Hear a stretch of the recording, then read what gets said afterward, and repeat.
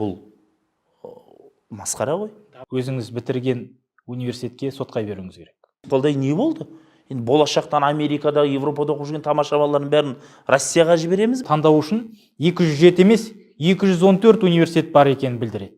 Ақшадан сұнғандар жоқ па, парасын күйгендер әйтеуір. 4 миллиардқа жуық жаңағындай теңге ақша табады екен. Неге осынша сынның астында қалып кеттіңіз? Таяқ жейтін болсақ, оған да келісеміз. Түлектерді тағы не күтіп тұр бұтыда? Биылғы жылы 2-ші камера қосылып жатыр. Бұларға әлдеріңіз келе ме? Тістеріңіз бата ма? Қазақстан мүддесі және Қазақстан халқының мүддесі біз үшін бәрінен де жоғары тұрады.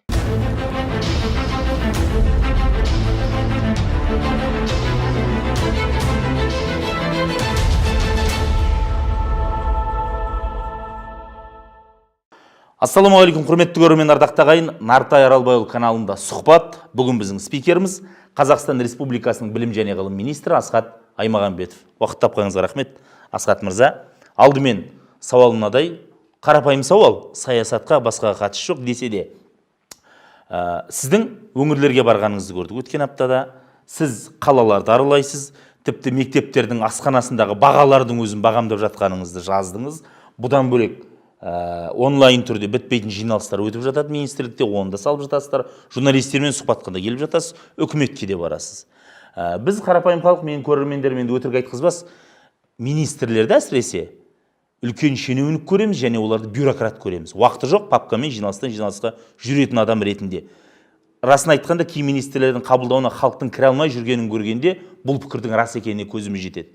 Сіз кей өңірлерді аралауға, баруға уақытты қайдан табасыз? Бірінші сауал. Әлде жоғарғы жақтан сізге рұқсат бар ма, Асхат? Кей жиналыстарға қатыспасаң болады деген. Енді ең басынан халық үніне құлақ асатын мемлекет деген мемлекет басшысының тұжырымдамасы бар. Біріншіден, екіншіден президенттің өзінің талабы осындай. Өзіңіз соңғы жиналыстарда да көрдіңіздер, мемлекет басшысы кәдімгідей тоқтап осы мәселеге министрлер болсын, басқа да мемлекет қызметкерлер міндетті түрде өңірлерге бару керек деп тағы да бір мәрте қайталады. Сондықтан әрине де біз жұмысымызда мен жұмасына кем дегенде бір мәрте болса да осы ауылдарға, қалаларға шығып тұруды жөн көремін және де осыны жұма сайын өткізіп тұрамыз.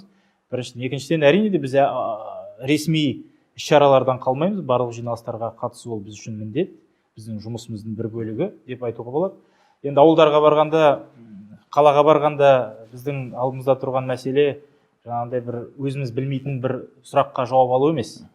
Өйткені, мысалы, өзім болсам, ауылда жұмыс істедім, қалада жұмыс істедім, жергілікті атқарушы органның, жалпы мектептердің тұрмысын, күнделікті өмірін жақсы білемін. Бірақ та біздің алдымызда тұрған ең басты мәселе, біз ауылға мектепке барғанда, қалаға мектепке барғанда, университетке барғанда не қараймыз? Біздің қабылданған шешімдер сол жергілікті деңгейде қалай іске асып жатыр. Мысалы, біз жалақы бойынша шешім қабылдадық. Мысалы, біз мұғалімдерді ауылға тарту бойынша арнайы бағдарламаларды қабылдадық.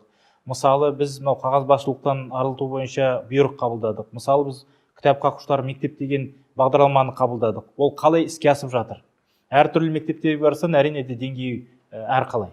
Мысалы, бұның алдында мен Қостанайда болдым. Қостанайда барғанда, білмеймін, мүмкін мен баратын алдында 3 күн бұрын белгілі болғанына байланысты ма, байланысты емес, ол белгісіз. Бірақ оған барғанда жаңағы кітап қақушылар мектеп болсын, барлық біздің бастамаларымыз өте жоғары деңгейде ұйымдастырылғанына көзім жетті. Мысалы, күні кеше мен осы алыс емес Тайтөбе деген жерге бардым мектепке. Онда біраз мәселені көтеріп кеттік. Соның ішінде, мысалы, жаңа кітап қақушылар мектеп деген үлкен бағдарлама. Соның ішінде біздің балалардың арнайы әдебиетін сатып алу керекпін. Тиісті біздің кітапханалар жұмысын істеу керекпін. Жаңағы сіз айтқандай асхананың өзі басқаша жұмыс істеу керекпін. Сол бойынша жаңағындай шешімдер қабылданды. Бірақ жаңағы мектепте шыны керек, мен көңілім тойған жоқ. Көңілден шыққан жоқ. Сондықтан осы біздің шешімдер жергілікті деңгейде қалай қабылданып жатыр деген. Енді ауылға баратын болсақ, мен комментарийларды қарап отырасың ғой, енді жариялағаннан кейін. Ауылға барсан жазады, ауылға ғана барасыз, қалаға бармайсыз, ауылдың өмірін ғана қарайсыздар деп. Қалаға барсан, неге қалаға барасың дейді. Егер Шымкентке барсан, неге Қостанайға келмейсің дейді. Қостанайға барсан, неге Петропавлға келмейсің дейді. Бірақ негізі біз барлық өңірлерге тиісті бір бағыттар бойынша барып тұрамыз. Қазақстанды мен бірнеше рет әртүрлі елді мекендеріне барып шықтым деп айта аламын. Әр барған сайын әрине де бір ауылға бара бермейсің ғой. Барғаннан кейін әртүрлі мектептерді, басқа да нысандарды қарап, жеке қабылдау өткізіп, басқа да шараларды өткіземіз. Жаңа Тайтөбе деп қалдыңыз ғой. Осы төңіректе сұрай кетейінші, сіз асхана туралы айттыңыз, ол жерде баға мен сапаның сәйкестігі туралы айттыңыз. Мен таңғалғанда менде бір өкініш болды. Білді министр, білім және ғылым министрі, анау ауылдағы асхананың бағасына алаңдайтын болса, және оны құзырлы орындарға шешу тапсыратын болса, білім саласындағы проблема тым тереңдеп кетіпті ғой дедім де, қазақтың жалғыздың үні шықпас деген мақалы есіме түсті. Өзгерте аламын деп ойлайсыз ба соның бәрін? Енді біріншіден бізде ұсақ-түйек сұрақ жоқ деп ойлаймын. Жалпы үлкен бір мәселе білім саласы, білімнің сапасы деген, сол әртүрлі ұсақ-түйек мәселелерден тұрады ғой. Егер мен министр болып, көбісі айтады, сен министр болғаннан кейін... Министр шешілетін мәселе ғой асхана. Айтады, министр болғаннан кейін сен тек қана үлкен саяси мәселелерді ғана шешіп, саяси шешімдерді ғана қабылдап отыруың керек деген бір сондай қалыптасқан ой бар. Бірақ менің ойымша, білмеймін, бұл дұрыс па, бұрыс па, ол мәселеге әр адам өз жауап беру керек. Мысалы, менің жұмысымда менде ұсақ-түйек деген мәселе жоқ. Мен мысалы әртүрлі бұйрықтарды қабылдасам да мен министрліктің шешімдерін жан-жақтан қарастыруға тырысамын. Соның ішінде ең бір жаңағындай ұсақ мәселенде де соған түсіп кетіп, қарап, ол қандай әсер тигізеді, қандай кемшіліктері бар, қандай оның артықшылықтары бар деп, оның бәрін қарау. Солай сияқты мынау жаңа сіз айтқан асхананың өзі де. Өйткені асхана деген ол мектеп үшін өте бір, балалар үшін өте маңызды орынның бірі. Балалар тамақтанады. Соның ішінде аз қамтылған балалар да тамақтанады. Соның ішінде мұғалімдеріміз де барады. Сондықтан барып қарайтын болса, мысалы, бағалары біздің кейбір жаңағындай ақылы түрде тамақтанатын жерлерден үлкен айырмашылығы жоқ. Тағы да бір ұйымға бардым. Мысалы, біз биылғы жылы жекеменшік мектептердегі жан басына қаржыландыруды 20-25%-ға көбейттік. Бірақ бұл міндетті түрде осы жаңағындай тарифтің көбею, ол жекеменшік мектептердегі мұғалімдердің жалақысына да әсер ету керек еді. Бірақ мен барған 1-2 мектепте бұл мәселе әлі де шешілмеген. Сонда мен қойып отырған сұрағым, біз сіздерге деген мынау жан басына қаржыландыру мөлшерін көбейттік. Бірақ сол көбейген айырмашылығы, ақшаны бердік. Бірақ сол 21 жылдан 22 жылға кеткендегі 25%-ның көбейгені, оны мұғалімнің жалақысы көбейсін деп бердік жекеменшік білім беру нысандарына. Бірақ ол сонда кетпей, жалақысы көбеймесе, онда қайда кетіп жатыр деген сұрақ пайда болады. Мысалы, осы сапардан кейін мен осы әдістемеге тиісті өзгеріс енгізуді тапсырдым. Өйткені біз әрине де біріншіден барлық мәселені біз реттей беруді дұрыс емес деп санадық та, бұндай мәселелерді алып тастағанбыз. Бірақ қазір біз көріп отырмыз. Біз мемлекет тарапынан қаржы көбейіп отыр, бірақ ол кейбір біздің жеке меншік мектептерде мұғалімдердің жалақысына әсер етпей отыр. Сондықтан бұл мәселені біз қарастыруға тура келіп отыр. Жақсы. Жаңағы кітапханаға байланысты 2 миллион көркем әдебиетпен көбейдіредіңіз ғой, кітапханалардың қоры, қателеспесем. Қарапайым сауал. Балаларды мектеп оқушыларына кітап оқытыңыз келеді. Жақсақ. Гаджеттің заманында осы ойым іске асады деп ойлайсыз ба? Әрине іске асады. Популистік емес пе деген ой келіп қалды. Ол популистік емес, ол өте маңызды мәселе. iPhone бар, iPad бар, мысалы, компьютер бар. Біздің өзіміз енді былай жаспыз, жас болсақ да гаджеттердің бәрін пайдаланамыз, бірақ соның өзінде, мысалы, мен кітап оқығанда көбінесе жаңағы Kindle-мен емес, телефонмен емес, планшетпен емес, мен оны кәдімгідей қағаз кітаптарды, үйренішті, дәстүрлі форматтағы кітаптарды өзім жақсы көремін. Мысалы, мен үйдегі баламда да мысалы кітап оқығанда, ол міндетті түрде жаңағындай кітапты алып, кітапты өзі жай қолмен ұстап көріп, соны ашып, тиісті бетін оқыған бір басқаша эстетикалық бір жақсы ләззат аласында. Біздің балаларға қайтып оқытпақсыз. Екіншіден, біздің балаларға біз айтамыз, кітапты балалар оқу керек дейміз. 21 ғасырда кітапты оқығандар тек қана компьютер қарағанды жеңеді деген бір әртүрлі түсініктер бар. Ұран айтамыз. Иә, сондай ұран айтамыз. Бірақ негізінде ол қалай іске асады, егер біздің кітапханаларымызда кітап болмаса? Біз осыдан айтып отырмын ғой, 2 жыл бұрын үлкен зерттеу өткіздік, сонда біздің кітапханаларымызды қарадық. Ең алдымен маған келіп баяндама бергенде айтады, ол бізде осыншама миллион әдебиет бар, осыншама миллион әдебиет бар. Жарайды, енді ол қандай әдебиет екенін ішіне сараптама жасап көрсек, соның бір енді басым көпшілігі сол баяғыдан келе жатқан марксист-ленинистік концепциядағы ескі бір әдебиеттер. Оның бәрі былай қарағанда бүгін қолданысқа жарамайтын. Сондықтан біз тиісті шешім қабылдап, оқуға құштар мектеп деген жобаны жүргіздік. Мысалы, тек қана алдыңғы оқу жылында біздің мектептерге 2,5 миллионға жуық балалардың арнайы әдебиет сатып алып қойдық. Сонда бізге кітапханаларда тек қана әдебиет беру емес, әдебиет болу керек біріншіден. Екіншіден біз күніне кем дегенде 20 минут балалардың кітап оқу керек деген мысалы біз мектептерге талап қойып отырмыз. Үшіншіден біздің кітапханаларымыз жаңаша жұмыс істеу керек. Олар жаңағындай тек қана отырып ешкім келмейтіндей, келген балаға ұрысып отырмайтындай, кәдімгідей балаға өте жайлы, балалардың ең көп келетін жері болу керек. Жалпы кітапханашылардың жалақысын өсіру мәселесінде де көтеріп, онда да бірте-бірте шешіп жатырмыз. Сондықтан бұл кешенді мәселе. Жаңағындай бала қандай кітап оқу керек дегенде кейбір бізде енді бар ғой ұрындататын әріптестеріміз айтады, ол тек қана мынау қазақтың өзінің ғана туындыларын оқу керек, тек қана жаңағы Ыбырай Алтынсарин туындысы болсын, тек қана Абай болсын, тек қана батырлар жылы болсын. Менің ойымша әрине бұл болу керек. Енді біз қазақпыз ғой, біздің өзіміздің төл мәдениетімізді, өзіміздің әдебиетімізді білу ол ең бірінші орында, бірақ та дегенімен біздің балаларымыз дүниежүзілік әдебиетті білу керек. Біз өйткені алға ұмтылған, болашаққа ұмтылған ел болғандықтан біздің балаларымызға тек қана өзінің ғана мынау қазақтың ғана әдебиетін ғана біліп қоймай, дүниежүзілік әдебиетті, дүниежүзілік жетістіктерді білу өте маңызды. Соның ішінде әртүрлі мынау ғылыми фантастика жанрындағы әдебиеттерді білу өте маңызды. Өйткені ол адамдардың қиялын оятады да. Мысалы Қытайда арнайы осындай бір жобалар бар. Олар өздерінің мектептерінде осылай sci-fi дейді, ғылыми әдебиетті балаларға оқытады. Бізде де осындай әртүрлі жанрларды беріп, балаларға осындай мүмкіндік бергенді жөн көрдік, және де бұл жоба бұлай жақсы деңгейде қазір аяқ алысы жаман емес. Жақсы. Мектептің тақырыбын айттық қой, енді түйіндейік тағы бір екі мәселемен. Ақпарат шықты. Асхат Аймағамбетов жас мамандарды мектепке мұғалім қылып алудың жолын қиындатып тастапты деген тақырып айқайлап тұр. Тест ұйымдастыруды тапсырыпсыз. Не үшін? Не ұнамай қалды министрге? Ол мәселені басқаша қарау керек. Бұл деген министрлік керек болса Асхат Аймағамбетов мектептерге өте білімді, білікті мұғалімдердің келгеніне шара қолданып отыр деп айтуға болады.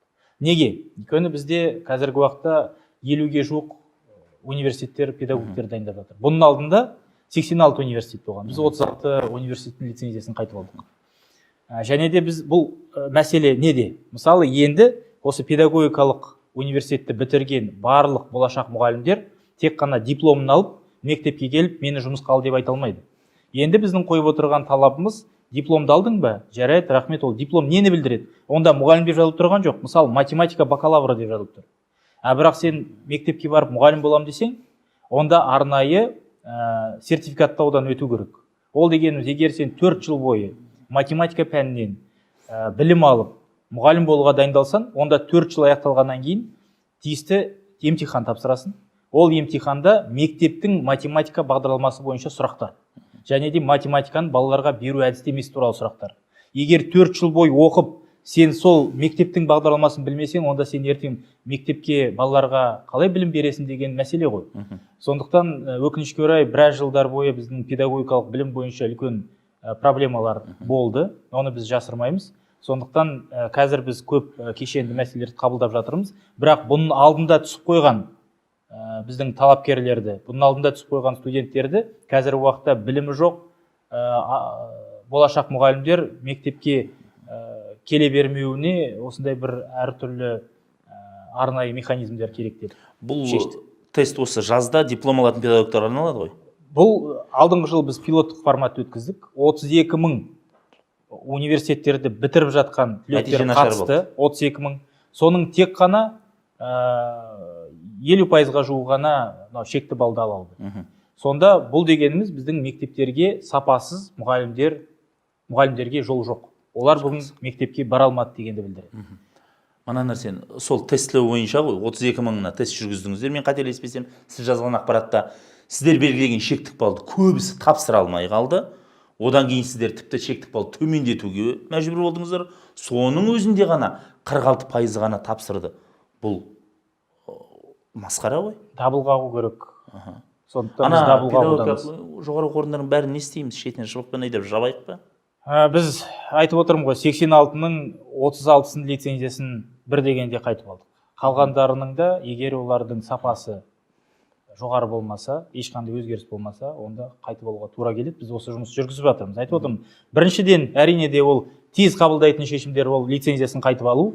Екіншіден сол жаңағы университеттерде білім алып, енді мектепке барайын деп тұрған сапасыз мамандарды оған жібермеу, тестілеу арқылы тек қана сапалылар ғана бару керек. Үшіншіден біз тек қана осындай бір қиын мәселелерді ғана қарастырмай, сапаны қамтамасыз ету үшін осы білім беріп жатқан педагогикалық университеттердің білім бағдарламаларын жаңарту. Мынау мектепте өтетін тәжірибені басқа жолға қою деген сияқты басқа да жұмыстарды қолға алып, оны іске асырып жатырмыз. Жақсы. Сіз айтасыз, бір сапарымда бірінші сыныптарды аралаған кезде Ю сыныбына тап болдым дейсіз. Енді баланың өте көптігі. Мына жақта сіз педагогтар дайындайтын университеттің лицензиясын тартып алып жатсыз. Мына жақта бала көбейіп жатыр. Мұғалімді қайдан табасыз? Мұғалімді табамыз, онда бізде арнайы тиісті есептеулер бар, біріншіден. Жаңа айтып отырмын, алдыңғы жылы 32 000 мұғалім, болашақ мұғалім, университеттерді бітіріп диплом алды. Бірақ бізге сол жылы мектепке қабылдайтынымыз 10-12 000 мұғалім. Көрдіңіздер ғой. Сонда жалпы біз жаңағы 15 000-ға жуығы емтихан тапсыралды, сол 15 000-ның 12 000-ы мектепке баруға мүмкіндік алып отыр. Екіншіден біз осы 2 жыл болды мұғалімдерге деген мемлекеттік тапсырысты, яғни мемлекеттік гранттардың санын біраз көбейттік. Олда да 1-2 жылдан кейін өз нәтижесін береді, нарыққа көп мұғалімдер шыға бастайды. Үшіншіден, сіз өте дұрыс мәселені көтеріп отырсыз, өйткені мемлекет басшысы 1000 мектеп салу керек деді ғой. Бірақ сол 1000 мектеп салудың, сол мектепті физикалық тұрғыда салу емес ең қиын мәселесі. Ең қиын мәселесі бұл мектепте кім жұмыс істейді деген мәселе. Сондықтан сіздің сұрағыңыз өте орынды. Біздің санауымыз бойынша осы 1000 мектепте 150 мыңға жуық педагогтер қажет болады. Сонда біз 150 мыңға 10 жылдың несі керек? 150 мыңға жуық мұғалімдерді университеттерде дайындап шығаруымыз керек. Жай мұғалімдер емес, олар сапалы мұғалім болу керек. Міне ең басты проблема бүгінгі біздің алдымызда тұрған осы мәселе. Өйткені бізде жылдан жылға мектептегі балалардың саны артуда. Мысалы айтып отырмын ғой, бізде тек қана осы 10 жылдың ішінде, тек қана 5 жылдың ішінде 1 миллионға жуық баланың саны артты мектепте. Әлде де көбейетін болады. Сондықтан осы мәселелерге, осы үрдістерге біз тиісті жауап беру білуіміз керек. Біріншіден демография, екіншіден көші-қон мәселесі, миграция мәселесі. Сондықтан осы мұғалімдердің тапшылығын шешу бойынша гранттардың санын көбейттік, университеттердің сапасын дұрыстап жатырмыз. Үшіншіден, жаңағындай арнайы сертификация рәсімдерін енгізіп жатырмыз. Мен 4 жыл бакалаврды оқыдым педагогтықта, тәмамдадым, тесттен өте алмай қалдым. Не істеймін? Тесттен өте алмай қалдыңыз. Біріншіден, басқа осы мамандықтарға түсіп жатқан талапкерлер үшін бұл үлкен сабақ. Екіншіден, сіз осы өзіңіз бітірген университетке сотқа беруіңіз керек. Тек қана сонда сапа болады. Өйткені сіз 4 жыл оқыдыңыз, ақшаны төледіңіз, бірақ сізге тиісті деңгейде білім берген жоқ. Сіз не істейсіз? Сіз жаңағы өзіңізге білім берген, әлде білімді бермеген дейміз ба? Осы білім беру ошағын тиісті жауапкершілікке тартуға мүмкіндігіңіз болады. Менің ойымша, енді бұл әрине де мүмкін, бұл адамдарға байланысты. Мысалы сіз магазинға барып, процесін көрмеппін өзім. Жоқ, енді мен айтам, болашақта бұл да болады. Өйткені менің ойымша, мысалы сіздер магазинға барсаңыздар, бір тауарды сатып алсаңыздар, ол тауардың сапасы дұрыс болмаса, онда сіз талап етесіз ғой. Мысалы, біраздан кейін келіп магазинға қайтарып бересіз, дүкенге барып. Солай сияқты бұлда да сіз ақшаны төледіңіз, сізге тиісті деңгейдегі білімді беру керек. Бірақ сіз егер ол тиісті деңгейдегі білімді алмасаңыз, онда керісінше ол жауапкершілікке тарту болады. Ол бір. Екіншіден, жаңағы студенттерде де өздері түсінетін болады. Бұның алдында маған тек қана бір диплом, қағаз керек болды деп оқыды, әлде оқымады.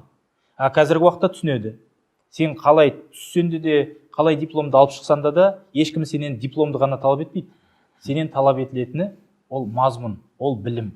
Сондықтан қазіргі уақыттың өзінде біздің университеттерде оқып жатқан болашақ педагогтердің өздері қазір бұл мәселеге түбегейлі көзқарастарын өзгертіп, мен естіп жатырмыз, көріп жатырмыз, көзқарастарын өзгертіп, кәдімгідей диплом үшін ғана емес, білім үшін оқи бастады деп те айта аламыз. Жақсы. Мына нәрсені сұрай кетейін. Сіз, мен қателеспесем, 16 қаңтарда Маңғыстауға бардыңыз, Жаңаөзен қаласына бардыңыз, іс-сапармен білім ордаларына көрдіңіз. Енді біз білеміз ғой, осы бәрімізді абдыратып кеткен митингілердің алғашқы толқыны Жаңаөзенде басталған еді. Сіз қасіретті қаңтар оқиғасынан кейін араға санаулы тәулік салып қана бардыңыз. Бұл енді тек білім саласына қатысты емес, жалпы сауал ғой, сіз министр ретінде бардыңыз. Атмосфера қандай екен? Атмосфера жаман емес, көңіл күйлері жаман емес. Жалпы мен бардым. Маңғыстау енді облысында, Ақтау қаласына да бардық, енді жандағы Жаңаөзенге де бардым. Жаңаөзенде сол Жаңаөзендік мәслихаттың депутаттарымен кездестім. Ол депутаттар өте белсенді, өте маңызды, жаңағыдай түйткілді сұрақтарды көтерді. Жақсы бір сондай кездесу болды. Мектептерге, балабақшаларға барып, онда мұғалімдермен кездестік, басқа да қызметкерлермен кездестік. Жалпы қойып отырған сұрақтары өте орынды.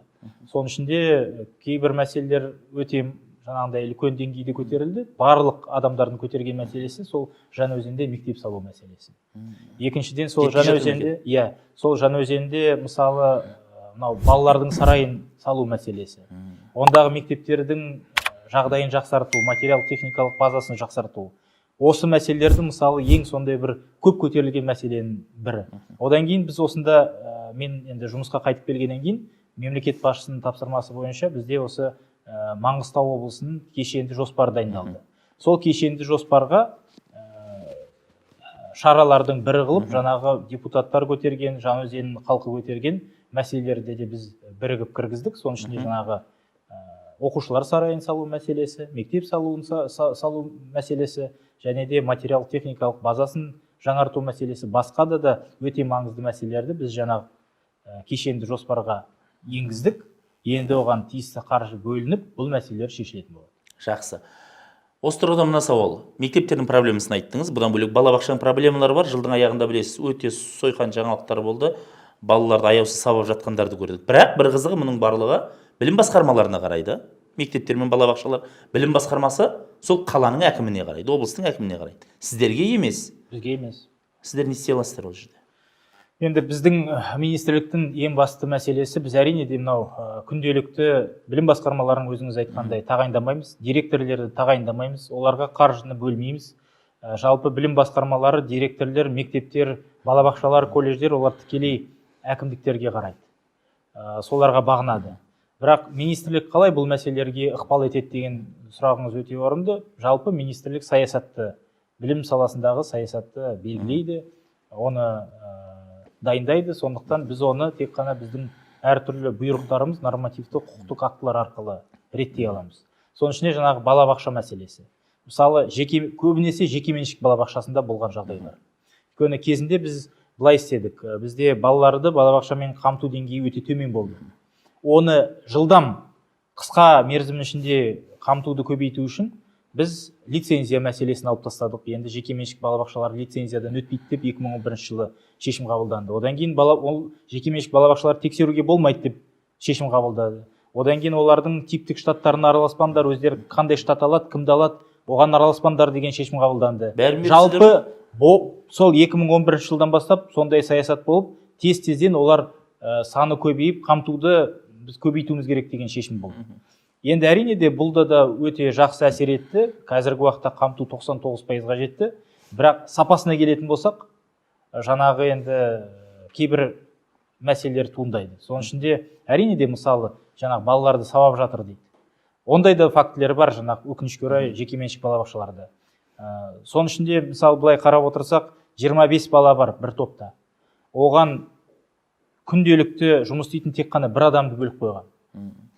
Біздің мысалы мемлекеттік балабақшаларда түске дейін бір тәрбиеші, түстен кейін бір тәрбиеші, оған көмектесетін арнайы жаңағындай маман бар. Ол неге істелді? Ол жаңағы 25 баламен күні бойы отыру деген өте қиын. Сондықтан егер жаңағындай кейбір балабақшаларда 25 балаға бір адамды күнделікті жұмыс істейтіндей қылып осындай форматқа жұмысын қойып қойса, әрине де ол 2 жұмадан кейін өте сондай бір психологиялық тұрғыда қиын жағдайда болады. Сондықтан жаңағындай келеңсіз мәселелер содан шығып жатыр деп айтуға болады. Екіншіден, көбінесе бұл типтік емес, жаңағындай арнайы дайындалған емес, бұрын үй болған басқа да ғимараттарда осындай балабақшаларды ашып тастады. Соның ішінде кейбір балабақшаларда санитарлық талаптарға сәйкес келмейді. Кейбір балабақшаларда мысалы біз айтамыз бейне камера болу керек дейміз, біз айтамыз мынау әртүрлі талаптарға, санитарлық талаптарға сәйкес болу керек дейміз, бірақ оларға ол талаптарға сай болмай жатыр. Сондықтан біз қазір біздің 122-ші бұйрықты сондағы талаптарды қатайтып жатырмыз. Әрине де көп балабақшалар оған риза емес. Қазір уақытта әртүрлі петицияларын жазып жатыр. Бізде қазір өз сондай болып кетті ғой, қиқ етсе петиция жазатын. Сол петиция жазып жатыр. Біз бұнымен келіспейміз. Бұл біздің нан тауып отырған өте маңызды бағыттың бірі деп, бірақ біз айтамыз. Біз балабақшалар өздерің рұқсат бердіңдер, енді келіп қысасыңдар дейді ғой. Иә, біздің айтатынымыз былай. Біз әр мәселеге біз министрліктің тұрғысынан емес, басқарманың тұрғысынан емес, балабақшаның тұрғысынан емес, бизнесменнің тұрғысынан емес, баланың тұрғысынан қарайтын болсақ, онда бәрі түсінікті болады. Біз балаға не керек? Балаға қауіпсіз орта керек. Балаға жақсы білімді білікті тәрбиеші керек. Балаға таза, жылы жер керек. Баланың бақытты болу керек. Сол балабақша барғанда.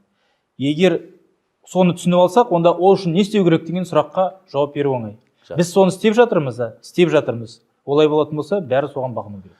Мына нәрсені сұрай кетейін. Сіз елордада қазақ тілі пәні мұғалімдерінің съезін өткіздіңіз. Оған мен де қатыстым, бардым. Мұғалімдеріңіз кәдімгідей, проблеманы айтқанда жұлып жейді екен енді, жарайды. Одан кейін сіз Қарағандыға барып математика пәні мұғалімдерінің съезін өткізіп қайттыңыз.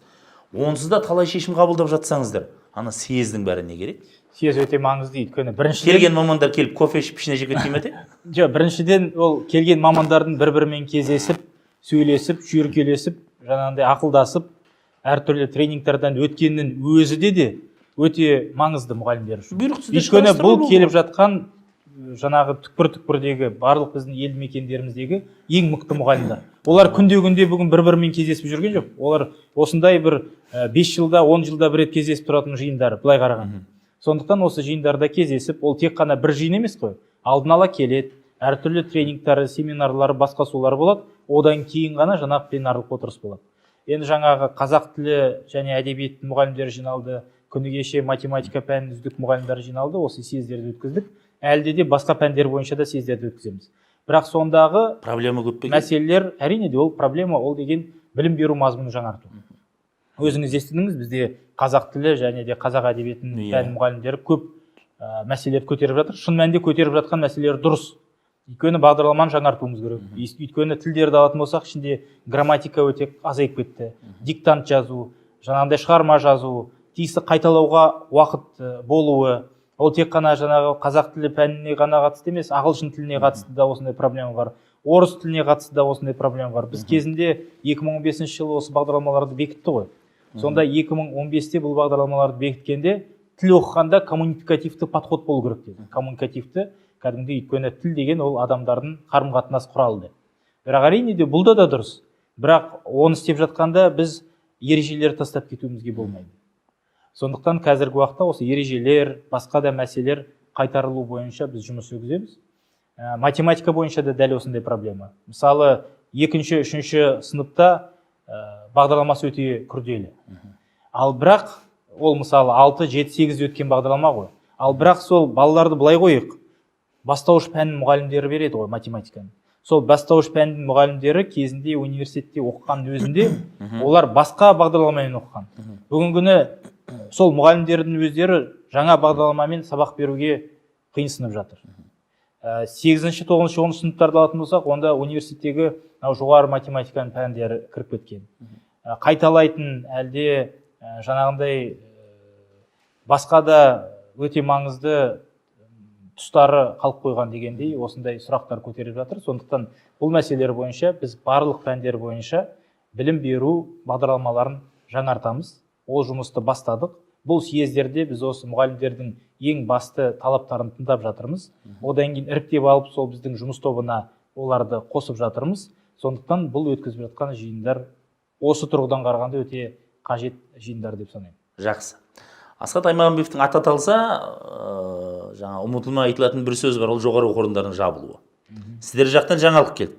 Тағы 3 оқу орнының лицензиясын сотпен тартып алыпсыздар. Орталық Азия университеті, Ақтау гуманитарлық техникалық университеті, Астана университеті. жалпы санынан шатастық. Нешеуінікін тартып алдыңыздар? Неше университеттің сотта жатыр? Нешеуінен министрлік жеңілді егер ондай болса? Бүгін біз жалпы 15 университет толығымен жаптық. Толығымен деген ол университет ретінде жабылды. Бүгін ешқандай жұмыс жүргізіп жатқан 15 университет. Және бұған қосымша 63 университеттен 500 лицензиясы қайтарылып алды. Жаңа айтып отырмын, кейбір университеттер мысалы ол стоматологты да дайындайды, дене шынықтыруды да дайындайды, үшіншіден қазақ тіл мұғалімін де дайындайды. Біз олардың, егер ол жаңағыдай медициналық университет болса, тек қана сол бағытын қалдырып, онда мүмкіндігі жоқ, тиісті әлеуеті жоқ бағыттарды қайтарып алып жатырмыз лицензияны. Сондықтан жаңағындай 500 лицензияны қосымша қайтарып алдық. Бұнда оқып жатқан 100 мыңнан астам студенттер басқа кішкене сапасы жоғарырақ университеттерге көшірілді. Және де біз тексеріп жатқанда 20-30 мыңға жуық сонда оқып жатыр деген студенттер, бірақ шын мәнінде ешқандай не құжаты жоқ, не студенттердің өздері таба алмаған адамдар бүгінгі күні университеттерде оқып жатқан жоқ, олар шығарылды. Ешқандай құжаты да жоқ. Сондықтан ал басқа университеттер үшін бұл үлкен сабақ болды, өйткені олар түсініп, мемлекеттің сұранысы өте талап жоғары екен. Ертең бізге де келуі мүмкін. Біз енді адамдарды кәдімгідей келіп оқитындай, сапасын көтеретіндей, материал техникалық базасын жаңартатындай шешімдерді қабылдайық деп, олар өз жұмыстарын түзеп жатыр. Сондықтан бұл өте қажетті шараның бірі, біріншіден. Екіншіден, біз тек қана университеттерді ғана емес, біз колледждер бойынша да осы жұмысты бастадық. 39 колледж жабылды толығымен. Тағы да 20 колледж бойынша жұмыс жүріп жатыр.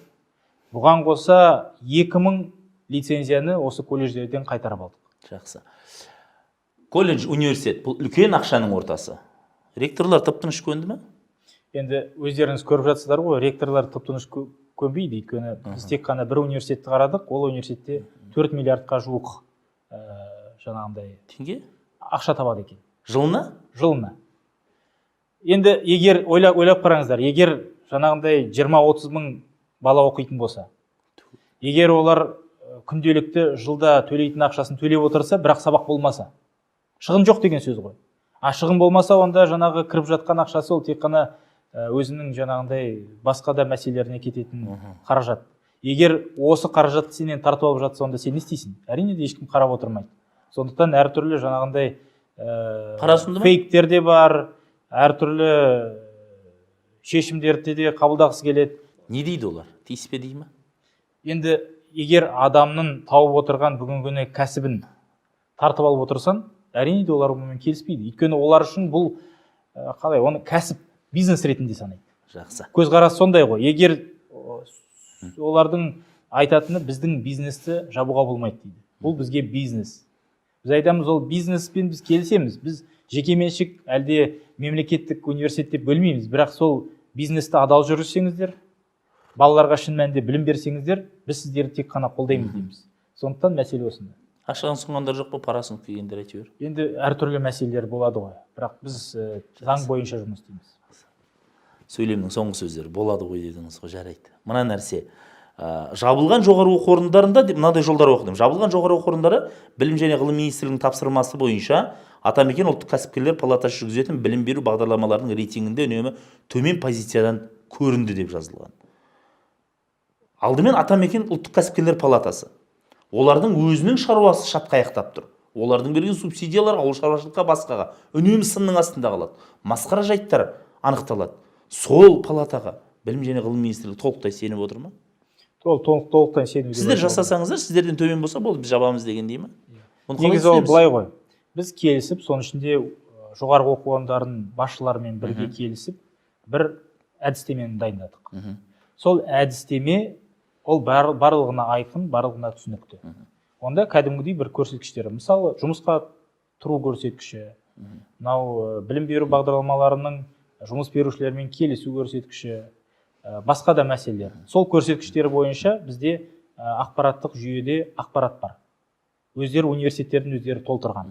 Сол ақпарат бойынша Атамекен палатасы жұмыс беруші ретінде өзі ғана емес, сол палатаға кіретін жұмыс берушілермен бірге, олармен бірге жаңағындай әртүрлі әлеуметтік сұраныс өткізіп, жаңағындай әртүрлі зерттеу өткізіп, жаңағы рейтингті дайындайды. Сондықтан менің ойымша жалпы бұл рейтинг өте маңызды құрал. Оның ашықтығында ешқандай күмән болмау керек деп ойлаймын. Бізде рейтингтер қазіргі уақытта көбейіп кетті. Енді барлық рейтинг өткізгісі келеді, бірақ негізі министрліктің танитыны, министрліктің сенетіні тек қана бір рейтинг. Өйткені біз оны атамекен ғана істемейді, оны біз бірігіп істейміз. Жақсы. Енді қараңыз, жаңа жабылған 3 университетке қатысты ақпарат құралдарында мақала басылған ғой. Соның ішінде мен түсінбеген дүние бар, мен сізден сұрайыншы, қараңыз. Бұл жерде ақпаратты берген Қазақстан Республикасы Білім және Ғылым Министрлігі білім және ғылым саласындағы сапаны қамтамасыз ету комитетінің төрағасы Гүлзат Көбенова деп жазылған. Енді қараңыз, мынадай сөйлем бар ішінде. Университеттердің білім беру бағдарламаларының 85% жұмыс берушілермен келісілген дейді. Жақсы, міне келісілді жылдың басында дейді. Енді былай қояйық та, ары қарай мынадай сөйлем кетеді. Астана мен Ақтау гуманитарлық техникалық университеттерінің білім беру бағдарламаларының 70-75%-ның сапасы бойынша талаптарға және жұмыс берушілердің сұранысына сай болмады дейді. Жылдың басында жұмыс берушімен келісіледі екен, мынадай сапа болу керек деп. Маман шыққан кезде жұмыс беруші айтады екен, маған сәйкес келмейді деп. Екі ортада университеттің құқығын кім қорғайды? Бұл негізі екі бөлек ақпарат. Біріншіден біз қазір айтып отырғанымыз, осын түсіндіріп берсеңіз. 2 жыл бұрын бізде осы білім беру бағдарламалары, мысалы сіздер программист дайындайсыздар ма? Біз айтамыз, программисті дайындағанда осы жұмыс беруші программисттарды жұмысқа алатын компаниялармен білім беру бағдарламасын көрсетіп, бірге келісіп алыңдар дейміз. Бұл өте маңызды. Өйткені біз кім үшін дайындап жатырмыз? Біз өзіміз үшін дайындап жатқан жоқпыз, осы жұмыс берушілер үшін дайындап жатырмыз. Сонда олар көрсетеді, міне мынаның ішінде жаңағындай осындай бағдарламалау тілдері бар, осындай сағаттары бар, қандай ұсыныстарыңыз бар дейді. Ол кісілер айтады, мынандай ұсыныс, сосын бірге оны бекітеді. 2 жыл бұрын осы бірге жұмыс істеу көрсеткіші тек қана 50% болған. Міне 2 жылдың ішінде осы жұмыстың арқасында бүгін 85%-ға көтерілді. Бұл өте жақсы көрсеткіш. Бізге қажеті 100% барлық біздің университеттер өздері шешпей жұмыс берушімен келісу керек. Баланы не туралы қандай мәселеге үйрететінін бірге шешу керек. Екіншіден, жаңағы біз айтып отырған талаптар. Ал талаптарды қоятын біздің талаптарымыз ол жаңағындай жұмыс берушілермен келісу мәселесі, жұмысқа тұрғызудың деңгейі мәселесі, университеттерде тиісті балаларды біз тестілеуден өткізгенде білім беру жаңағындай көрсеткіштері жоғары болу мәселесі. Мысалы, біз тестілеуден өткіземіз. Олар кеше ғана өз университеттерінде кейбір пәндерді өтеді, емтихан тапсырады. Біз 1 жылдан кейін келеміз, емтихан аламыз. Емтихан алғанда біз жапқан университеттерде 99% мысалы емтиханға жаңа қойылған сұрақтарға жауап бере алмайды. 99%. Ол нені білдіреді? Ол дегеніміз мүмкін бұл білім беру бағдарламасы дұрыс болмады ма? Әлде сабақ дұрыстап жүргізілген жоқ па? Әлде сабақ беруші оқытушылардың тарапынан кеткен кемшіліктер ма? Бірақ бір мәселе түсінікті, сапа жоқ. Егер біз жаңағындай тестілеуден өткізіп, кеше ғана оқыған, сол бағдарламаның ішінде бар дүниені 1 жыл өткеннен кейін студент дәлелдей алмаса, онда ешқандай сапа жоқ деген білдіреді. Бір ғана жұмыс берушілер маман сәйкес келмес десе, олардың да сөзін тексеретін шығарсыздар? Әрине. Енді олар әу баста мынадай стандартпен дайындады, кейін маған керек емес деп шалқай отырса. Тек қана ол бір адамдікі емес қой. Жұмыс берушілер жаңа жақсы айттыңыз, стандарт. Ол кәсіптік стандарт дейді. Мысалы, бүгінгі күні бізде IT мамандығы бойынша жұмыс берушілер бірігіп стандарт дайындады.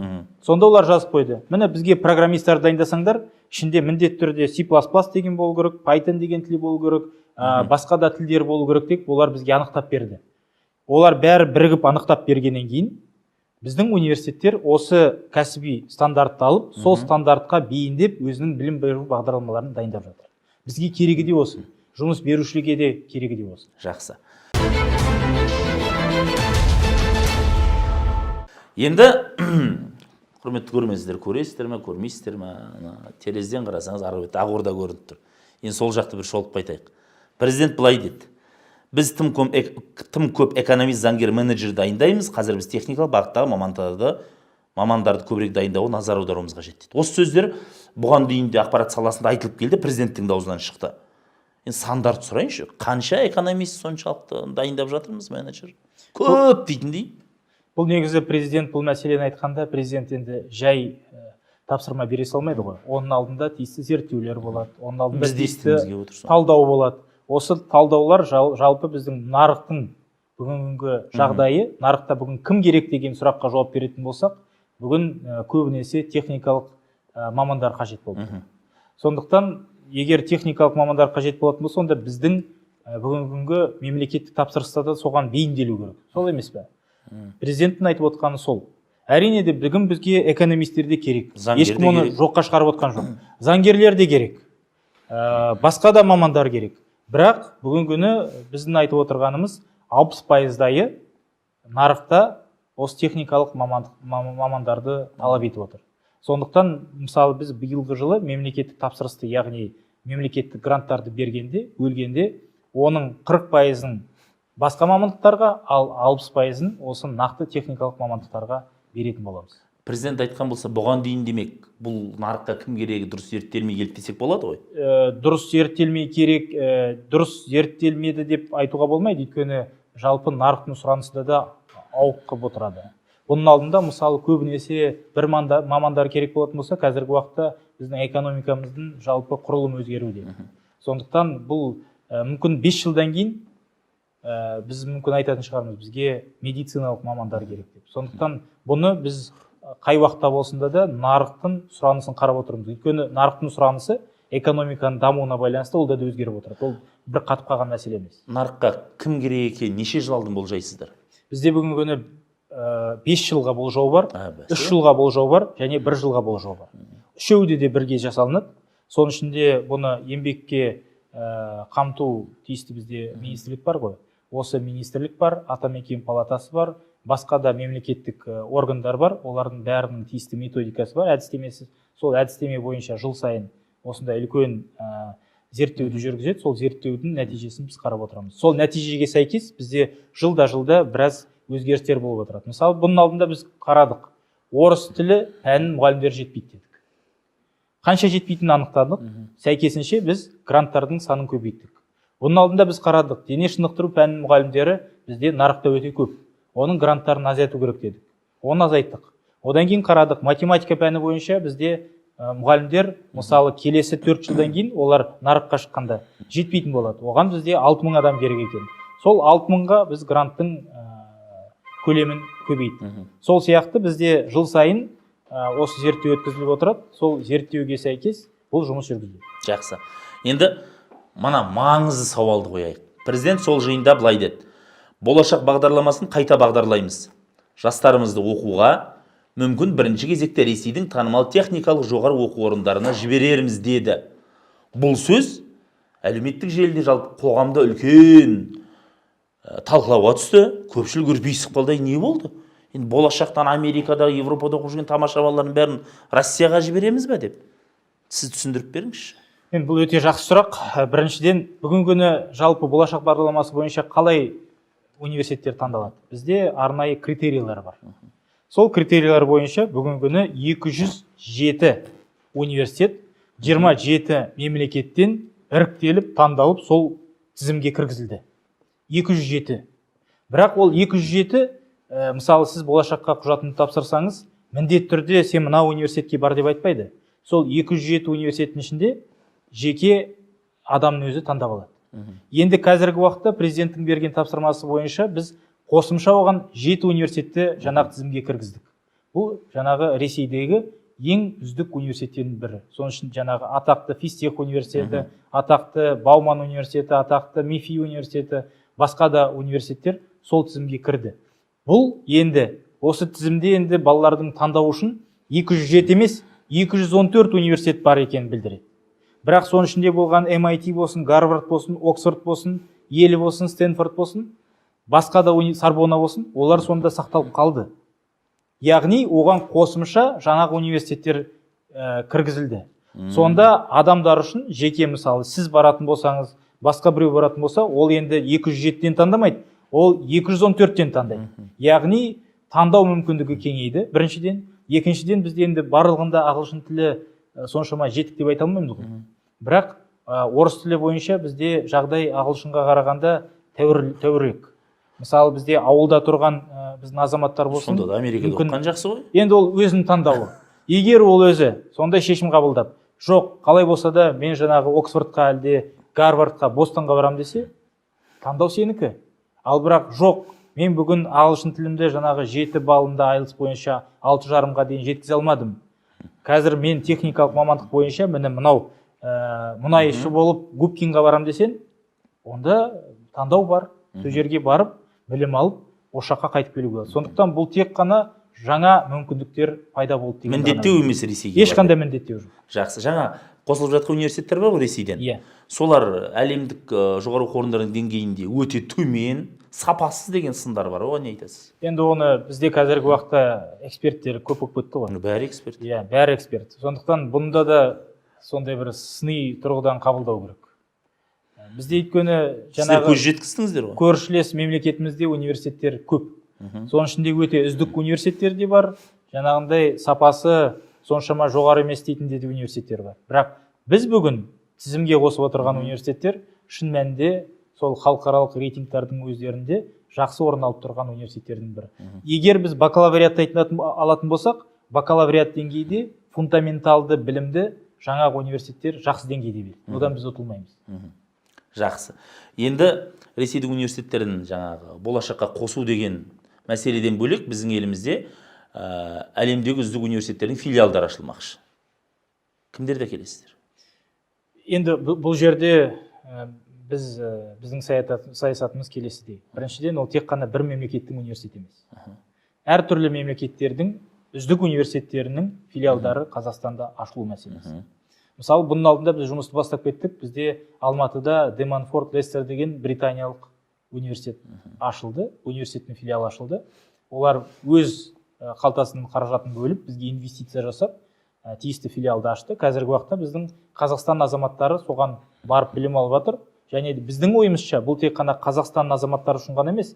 Мысалы, көршілес басқа да мемлекеттердің азаматтары Британияға бардың не, Ұлыбританияға, әлде мына жерге Алматыға келдің не. Бағасы да сәйкесінше төменірек. Ол деген біздің Қазақстанға инвестицияның келуінің тағы да бір көзі. Ол жаңағы білім жағынан туризм деп айтуға болады.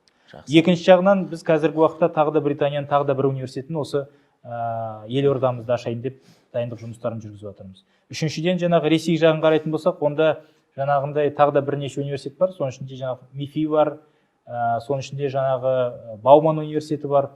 Басқа да университеттермен біз келіссөздер жүргізіп жатырмыз.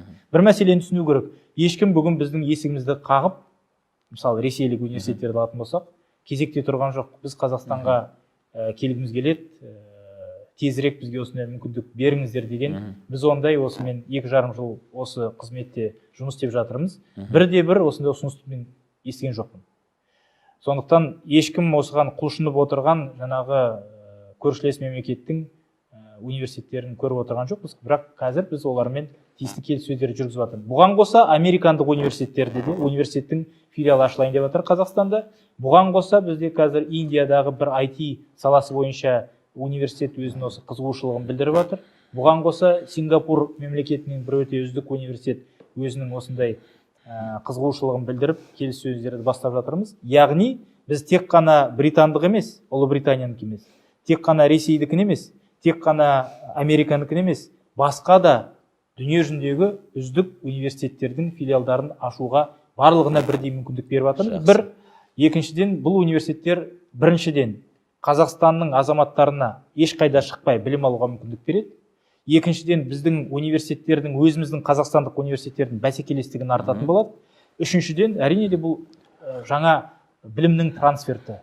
Төртіншіден, бұл бізге білім саласындағы туризм. Басқа да мемлекеттерден Қазақстанға келіп, дүниежүзілік деңгейдегі дипломды алып кетуге мүмкіндік береді. Жақсы. Мен қателеспесем, анау бұған дейін ресейлік университеттер жабылды ғой деймін бізде, иә? Ондай мәселелер болды, иә.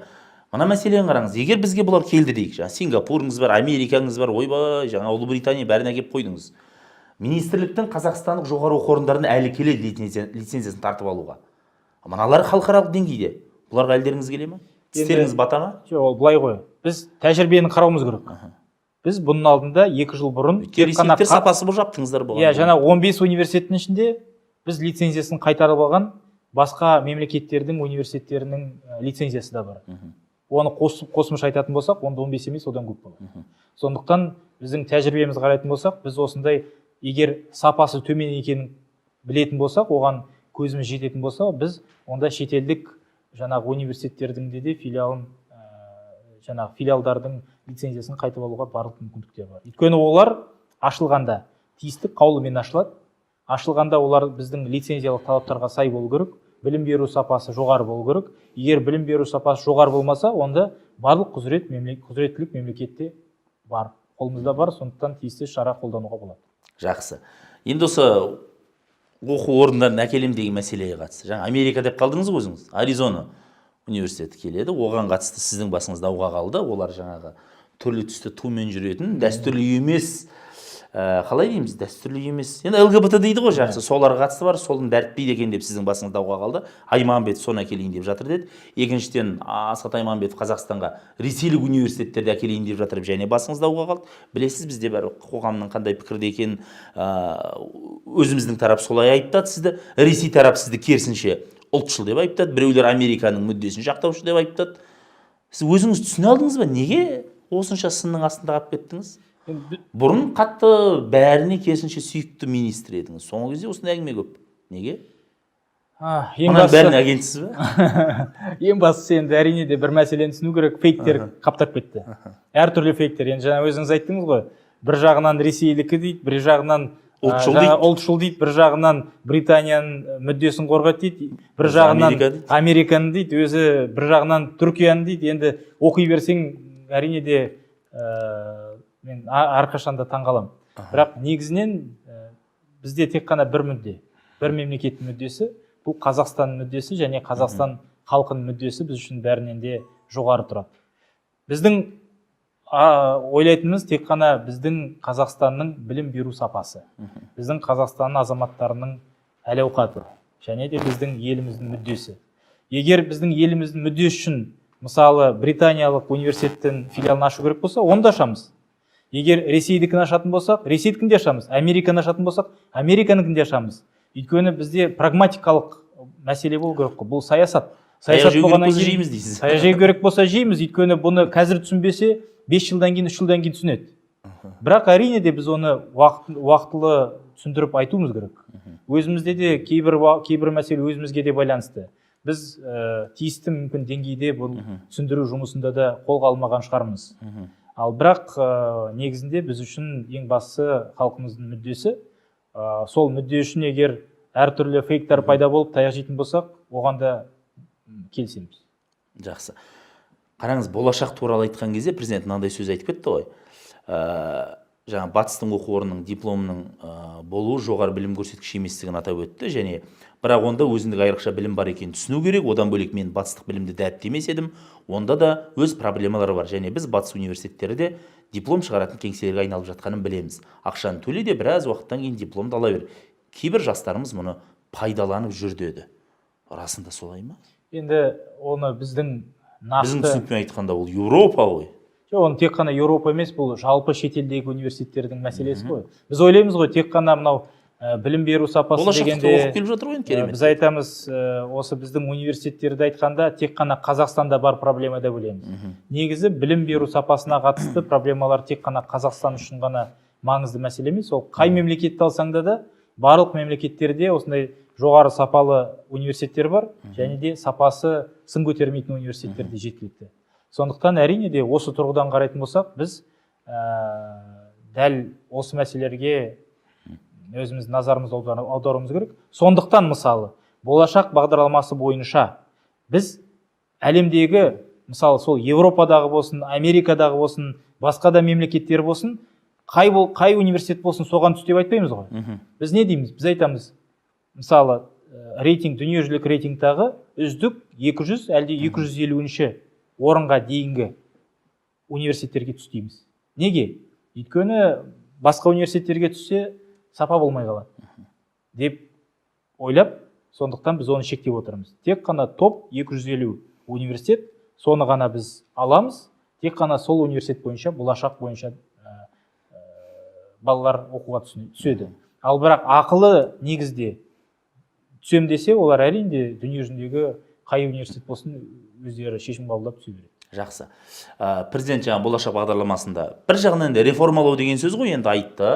болашақ бағдарламасының басшысының ауысқанын да білеміз.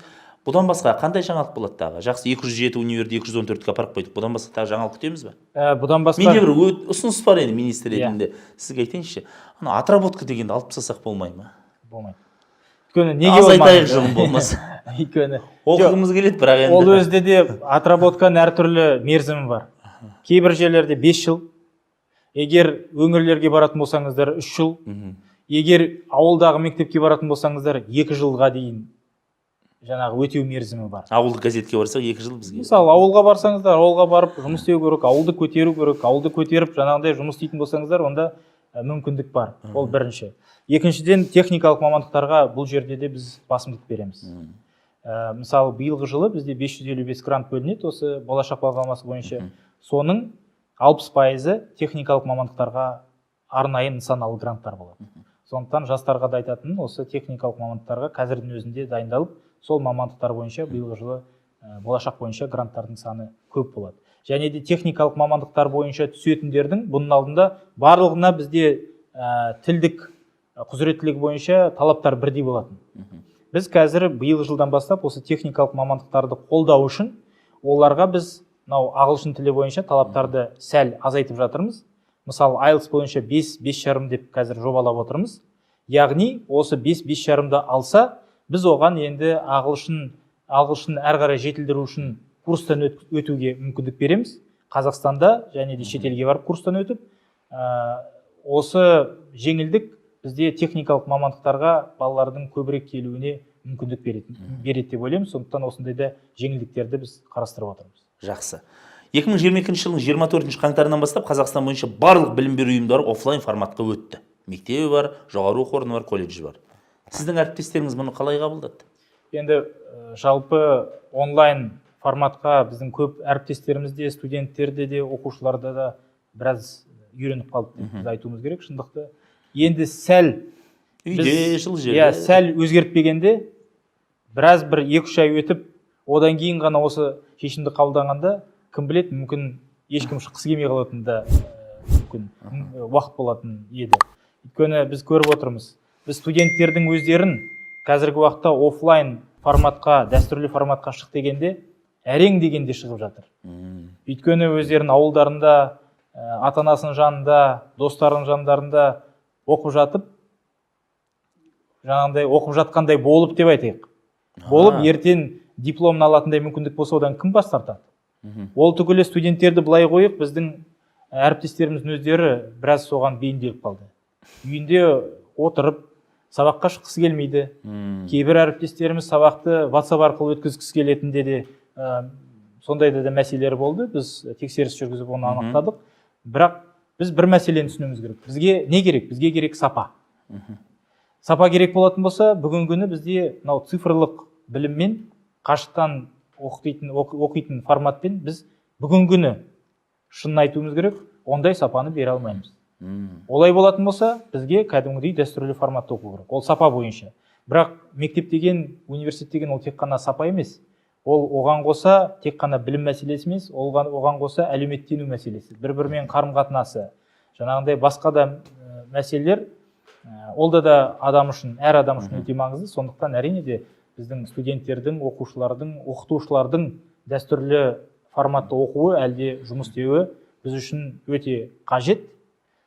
Және де осы форматты министрлік толығымен қолдайды. Жақсы, қараңыз. 3 ақпан күні ұлттық бірыңғай тестілеуге дайындық кезінде тестін тапсыру құны 2 есе төмендейді деген жаңалық шықты. 18 ақпан күні келесі оқу жылынан бастап IT бағыттарына түскісі келетін талапкерлер ұбт-да физика емес, информатика пәнінен тест тапсырады деген жаңалық шықты. Бізді көріп отқан түлектер тағы не күтіп тұр ұбт-да? Енді ұбт бойынша айтарлықтай үлкен өзгерістер жоқ.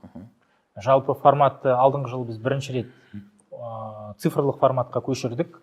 Соның арқасында келеңсіз әртүрлі жағдайлардың саны бірнеше мәрте азайды. Бұлай жоққа шығарды деп айтуға болатын шығар. Енді биылғы жылы дәл осы цифрлық форматта біздің талапкерлеріміз тапсыратын болады. Бірақ алдыңғы жылы тек қана бір камера болса, қадағалап тұратын, биылғы жылы екінші камера қосылып жатыр. Бірінші үстінен қарап тұратын камера болатын, қазір дәл осылай бетінен қарап тұратын камера болады. Және де ол камера тек қана бұның алдында жаңағы баланың жай отырған жоқ па деп қарап отыратын камера болатын. Енді қазір ол жаңағындай face recognition деген арнайы функциясы болып, ол әр мысалы 10 минут сайын ба, 5 минут сайын ба, бір кезең сайын ол жаңағы баланы қарап, дәл сол адам отыр ма, ол адам отырған жоқ па? Ол тұрып басқа жаққа ұзақ уақытта кетіп қалды ма, кетіп қалған жоқ па? Соның бәрін тексеріп қадағалап отыратын болады. Егер жаңағы адам шын мәнінде өз орнына отырып, өзі шешіп отыратын болса, онда уайымдайтын ештеңе жоқ. Балаларға қысым жасап жатыр деп балаларға ойлаймысыздар ма? қысым емес, ол балалар үшін шын мәнінде шынайы, әділ өту мәселесі. Егер бала шын мәнінде дайындалса, ол өз пәні бойынша келіп, өзі, басқа біреу емес, өзі келіп тапсырып отырса, уайымдайтын ештеңе жоқ. Ал егер оның орнына басқа біреу келіп тапсырам десе, оған енді ешқандай жол берілмейді. Екіншіден, ол кейбір ондайда да тәсілдерді, әдістерін көрдік. Келіп, бастағанда өзі отырып, тұрып кетіп қалып, біреуді орнына отырғысы келетіндер де болады. Ол да әдіс енді өтпейді. Және де оның орны мысалы 25-ші компьютер, ол 25-ші компьютерге емес, 45-ші компьютерге отыратын мәселе болмайды. Өйткені қай орынды белгіледі, сол орында ғана отырады. Бұның бәрі не үшін беріліп отыр? Бұның бәрі ұлттық бірыңғай тестілеудің әділ, таза өту үшін да істеліп отқан жұмыс. Жақсы. Былтыр күз кезіндегі сұхбатта есіңізде ме? Мен сізден сұрадым ғой. ұбт барысында оқушылар емес, мұғалімдердің өзі заңсыздыққа жол бергендері болды. Жалған жауап беретін адамдар, жауып тұру деген басқа деген сияқты. Сол кезде сіз өте үлкен өкінішпен айтып едіңіз ол туралы. Биыл әріптестеріңіз сол қатені қайталамайды деп 100% сеніммен айта аласыз ба? Мұғалімдеріміз. Енді қазіргі уақытта осындай бақылау болғаннан кейін әрине де, және де біздің қабылданған шешімдерімізге сәйкес біраз бұл мәселе көпке азаяды деп сенемін. Өйткені мысалы айтып отырмын, осы ұлттық бірыңғай тестілеудің осы форматқа ауыстыруының өзінде бізде бұның алдында 120 мың бала қатысып, оларда 128 мың телефон табатын болсақ, одан кейін 120 мың адам қатысып, тек қана 2,5 мың телефон тапсақ, қазір уақытта бірнеше 100-ден астам ғана телефондар, әртүрлі осындай келеңсіз жағдайлар, соларға ғана орын беріліп отыр. Ол дегеніміз қазіргі уақытта ұлттық бірыңғай тестілеу 100 есе, мүмкін 1000 есе дейміз бе, әділ, ашық өткізіліп отыр дегенді білдіреді. Жақсы. Сіздің түрлі жаңалықтар жазған посттарыңызды қарап отырамыз білім саласына қатысты. Соның ішінде мына бір сөйлем түсіндіру талап ететін секілді көрінді. Мына сөйлем тұр ішінде. Институттарға мектептермен бірлесе жұмыс істеуді тапсырамын дейсіз. Бұл қалай? Енді ол өте қажетті шешімнің бірі болды. Өйткені бізде жоғарғы оқу орындары бар, бізде ғылыми зерттеу институттары бар. Ғылыми зерттеу институттарында да ғалымдар бар, академиктар бар, олар көбінесе гранттарды жеңіп алады, соң таң атқаннан кешке дейін жаңағы зерттеулермен айналысады. Бірақ олардың әлеуетін, олардың жаңағы базасындағы бар лабораторияларды неге біз студенттерге бермейміз? Олар бір-бірімен тығыз жұмыс істеу керек па, жоқ па? Менің ойымша олар бір-бірімен тығыз жұмыс істеу керек. Біз сол үшін жұмыс істетіп жатырмыз оларға.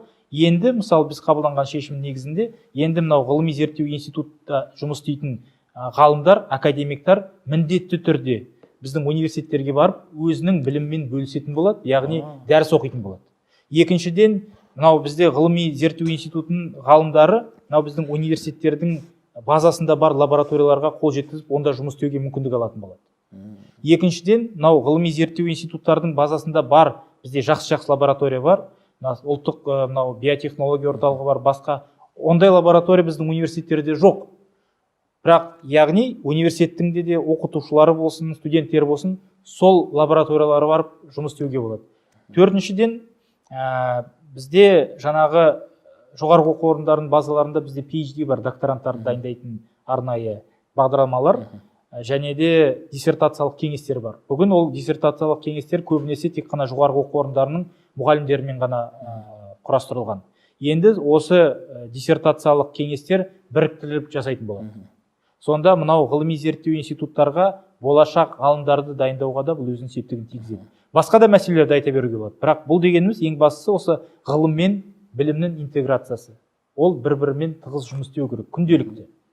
Осы жұмысты алға қою үшін, тиісті жүйелі жүргізу үшін жаңағы мәселені қолға алып енгізіп жатырмыз. Құлықты ма әріптестеріңіз оған? Енді құлықты болса да, болмаса да бұл жұмыс істейміз ғой. Істеу керек деді. Өйткені институттар даму үшін, университеттер даму үшін, менің ойымша әріптестеріміз бұны түсінеді. Және де біздің бақылауымызда бұл әрқашанда бұл мәселе тұрады. Президентіміз осы тұрғыда ғылым саласына айрықша көңіл бөлген еді, гранттарды көбейту керек, басқа деген мүмкіндіктер жасады. Үдеден шығып жатыр ма ғалымдарымыз? Әрине. Ойлап тапқан дүние бар ма? Енді ойлап тапқан дүние сол. Бізде бір нәрсе сұрасаң, Казбакты айта береді. Жоқ, Казбактан басқа да бізде біраз дүние бар. Біз көрсетіп жатырмыз. Міне күні кеше ғана біз бір жаңалықты бердік. Соның ішінде кейбір шетелдегі мемлекеттердің сол жаңалықты оқып, кейбір шетелдегі мемлекеттердің солардың елшіліктерінің өздері жаңа ғалымға шығып, соның патентін сұрап жатыр. Ал айтып беріңіз. Енді оны мысалы адамдардың сүйектері сынады ғой.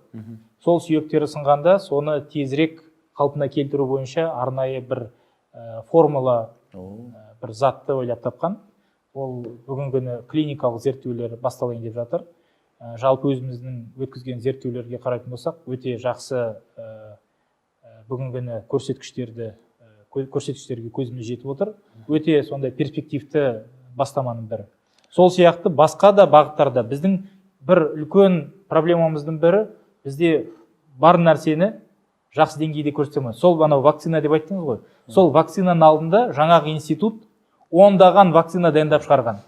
Бірақ ол уақытта жаңағындай үлкен пандемиялар болған жоқ та, олардың дайындаған вакциналары біздің мысалы құстардың 99%-ын сақтап қалуға мүмкіндік берді.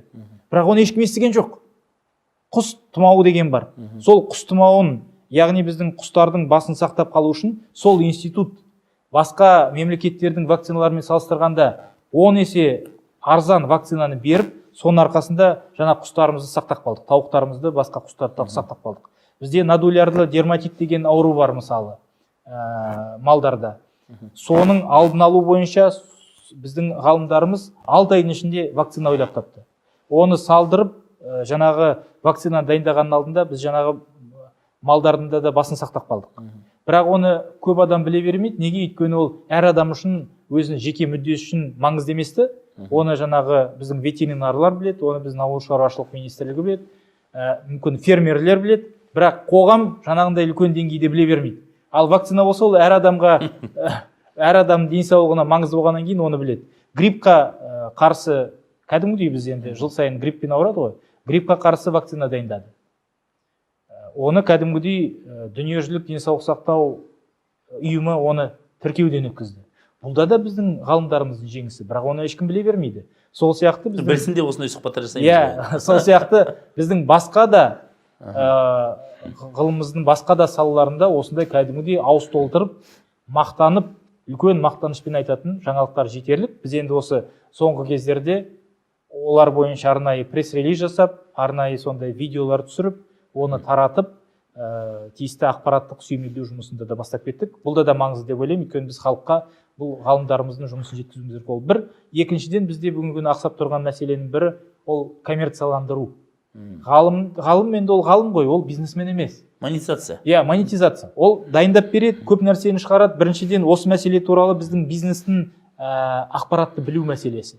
Өйткені бизнес жаңағы мәселені білмесе, онда ол ақшасын сала ма, салмай ма? Екіншіден жаңағы ғалымның өзіне жаңағы тапқан ғылыми жетістігін коммерцияландырып, оны бір тек қана 5-6 ғана дана шығармай, оны 1 миллион дана шығаратындай қылып істеу үшін оған да көмек керек. Сол үшін біз қазір жыл сайын коммерцияландыруға арнайы гранттар бөліп жатырмыз.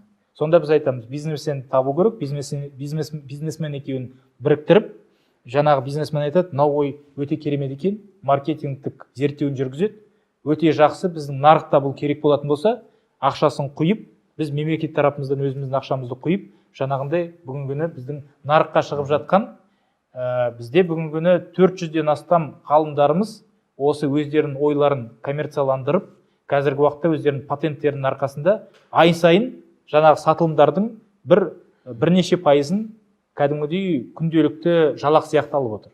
Жақсы. Институттар мен мектептерді байладыңыз, бизнесмен мен ғалымдарды байладыңыз, енді бәрін матап жатсыздар. Жақсы. Түйін болсын, мына нәрсені сұрайыншы. Қазір Telegram желісін қарап тұрасыз ғой, әлеуметтік желіні енді. Анда-санда. Соңғы кезде білесіз ғой, хит болып жатқан тақырып. Шенеуніктер не киіп жүр, қандай сағат тағып жүр, Оның суреттерін түсіріп аламыз, оны ана түрлі жаңа Gucci дей ма, Dolce Gabbana деймін, бүкіл сайттарынан тауып аламыз.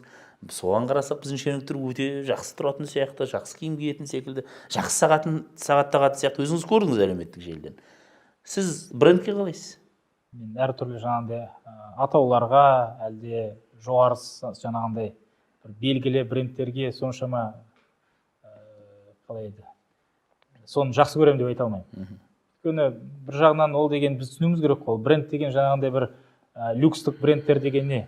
Ол деген тек қана сапа емес, ол деген сол брендке кеткен, рекламасына кеткен, басқа да шаруасына кеткен, соның ішінде ақша да жатыр. Сондықтан оның бәрін қуа берсең, біріншіден ештеңе болмайды, екіншіден бұны практикалық бір көзқараспен қарау керек. Жақсы. Түйін, әріптестеріңізге не айтасыз? Енді әріптестерімізге не айтамыз біз? Қазіргі уақытта білім саласында үлкен өзгерістер болып жатыр. Өзгерістер. Мен оқимын, комментарийларды оқимын. Бізде кейбір әріптестеріміз айтады, біз мынау реформалардан шаршадық дейді. Кейбір әріптестеріміз айтады, реформалар өте баяу жүріп жатыр дейді. Кейбір әріптестеріміз айтады, бізге мынау Финляндияның, Эстонияның білім беру жүйесін беріңдер дейді. Кейбір әріптестеріміз айтады, жоқ, бізге Совет үкіметінің сол 1984 жылғы білім беру жүйесі керек дейді. Кейбір ғалымдарымыз мына тұрғыда ойларын айтады, басқалар басқасын айтады. Демек, жалпы біздің қоғамымызда әртүрлі пікірлер көп. Бірақ министрлік тек қана бір ғана пікірді тыңдамайды. Министрлік шешім қабылдағанда жалпы біздің елімізге маңызды шешімдерді қабылдайды, және де барлық білім беру саласын жақсарту үшін шешім қабылдайды. Мен өзім шешім қабылдағанда ең басты мен үшін мәселе бұл, егер мектеп болатын болса, бала үшін қандай? Бала үшін бұны септігі қандай болады? Біз егер мектеп десек, білім беру сапасы десек, білім беру сапасы өзіндік бір мақсат емес. Ол мұғалімдердің мүддесі емес, ол білім беру басқармасының мүддесі емес, ол баланың мүддесі. Осы балаға қай мәселе қолайлы, балаға қай мәселе ыңғайлы, бала үшін қандай шешім дұрыс деп, осы тұрғыдан қарайтын болсан, барлық сұрақтарға жауап өте қарапайым табылады. Жаңағы айтып отырмыз ғой, мұғалімдердің сертификаттан өту мәселесі. Әрине де болашақ мұғалімдер үшін, әлде университеттердің қожайындары үшін бұл өте бір ыңғайсыз шешімнің бірі. Бірақ егер баланың білім сапасын қарайтын болсақ, ертең баламен кім жұмыс істейді деген мәселені қарайтын болсақ, онда бала үшін бұл қандай шешім болу керек? Әрине де бала үшін мықты маман онымен жұмыс істеу керек. Даладан келген адам жұмыс істемеу керек, оқымаған адам жұмыс істемеу керек. Солай сияқты білім саласында болып жатқан басқа да өзгерістер дәл осы тұрғыдан қарайтын болсақ, өте түсінікті, өте қарапайым және де өте жеңіл болып қаралады. Сондықтан мен әріптестеріме айтатыным, қазіргі уақытта білім және ғылым саласында өзгерістер болып жатыр, әлі де болады. Біз жаңа бір кезеңде өмір сүріп жатырмыз. Жаңа Қазақстан құруымыз керек. Жаңа Қазақстанды құратын болсақ, ол үшін ең басты бір тетіктің бірі ол әрине де білім саласы. Білім саласы деп әрине де министрлікті сынауға да болады, сынау керек те шығар. Бірақ білімнің сапасы ол әр мұғалімге, әр ата-анаға, әр оқушыға және де әр қызметкерге байланысты. Сондықтан барлығымыз осы жаңа Қазақстанды құру үшін өзіміздің үлесімізді қосайық деп айтқым келеді. Жақсы. Рахмет уақыт тапқаныңызға. Рахмет. Құрметті көрермен, келесі кездескенше сау болыңыздар.